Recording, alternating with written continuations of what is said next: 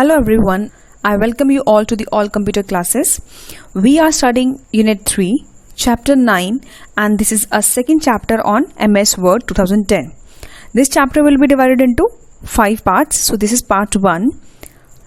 In this chapter we are going to cover about the formatting a document and character formatting. So let's start it. So formatting a document. It is important to keep a document presentable and beautiful, right? So formatting means arranging the general appearance of the text in a document. We can enhance the look of a document by changing the font and its size, adjusting line and spacing, setting tabs, margins, border shadings, creating bulleted list or number list, highlighting certain words, changing case, aligning text on a page, changing text style on a page. Okay, so to apply formatting on a document, we will get these options in Home tab, right? The moment you click in a Home tab, you get to see font group, paragraph group and styles group, right?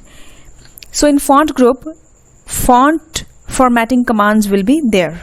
In the paragraph group, paragraph formatting commands will be there. In styles group, text styles commands will be there, right? So formatting is broadly divided into these 3 areas: character formatting, then paragraph formatting and page formatting, right?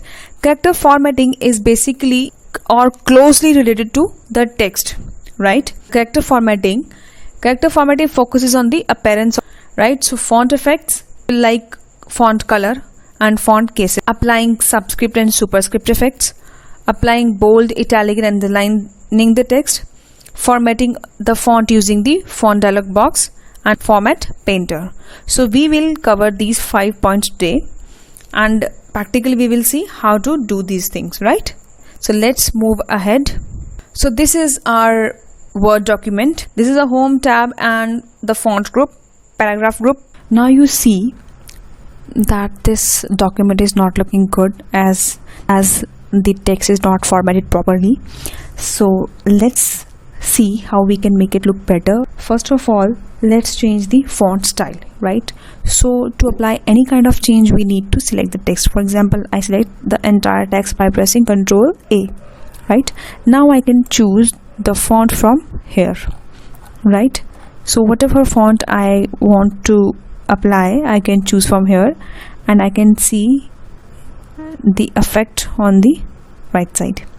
Okay, now if I want to change the size, I can click here and it will gradually increase the size by 2, and if I want to choose directly, I can come here, right?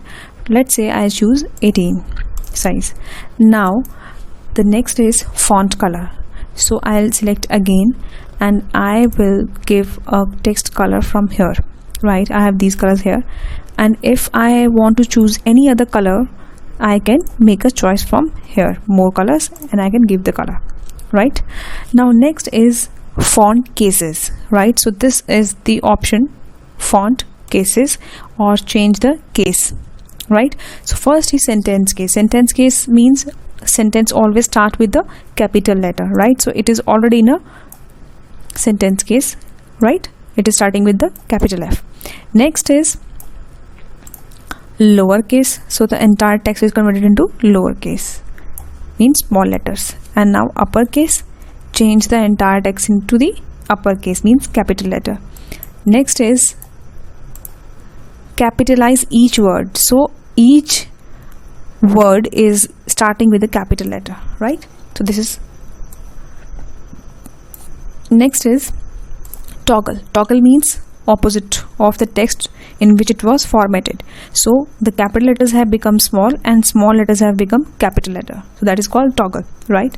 So the next is superscript and subscript. Okay, superscript option is here when we want to give a power superscript.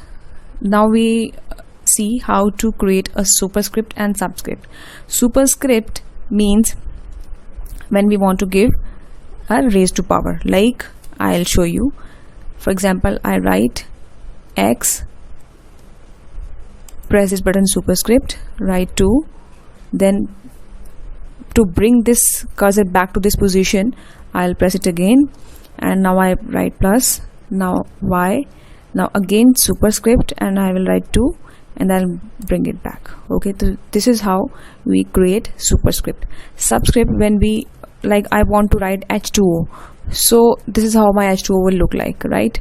It is not written in a right way. Okay, so how to change it? So I'll show you. You can write H subscript and 2, again press it, and O. So this is called subscript and this is called superscript. Okay, I hope you are clear with this. Now next is bold, italic and underline. So I selected the text. I can make it bold, italic and underline from here, right? I have few option of lines also here. I can choose the kind of line I want to choose, right? This is called bold, italic and underline from the font group. Now I can apply the same effect by using keyboard shortcut. Like I selected the text, now I will make it bold by pressing Ctrl B. I will make it italic by pressing Ctrl I. I will make it underline by pressing Ctrl U, right? So we can apply these effects by keyboard shortcut as well as from the home tab and font group. Next is format painter, right? Now you see this text is formatted in certain way and this text is not formatted. So I want to copy this formatting from here to here. So what I will do, I will just choose, let me change the color first of all. Let me change the color, let it be green. Now I will select the text. I'll go to the format painter in the clipboard, press on this. Now my mouse pointer is changed with the brush. So wherever I will move this brush, the text will be formatted. You see, got it? So this is the way we can use the format painter, right? Now whatever formatting we have done, we can use font dialog box, right? So this is the easiest way. You just see, just notice this is home tab and font group, and if I press this button, I'll get to see this font dialog box, and here I can choose the font style, size, color, underline, right? Superscript, subscript, and all these options that we have learned today. Okay, in the next video we will learn about paragraph formatting, and till then keep practicing. If you will practice it, if you will do it by yourself, you will be learning more, right? So keep practicing. Take care and goodbye. God bless you all.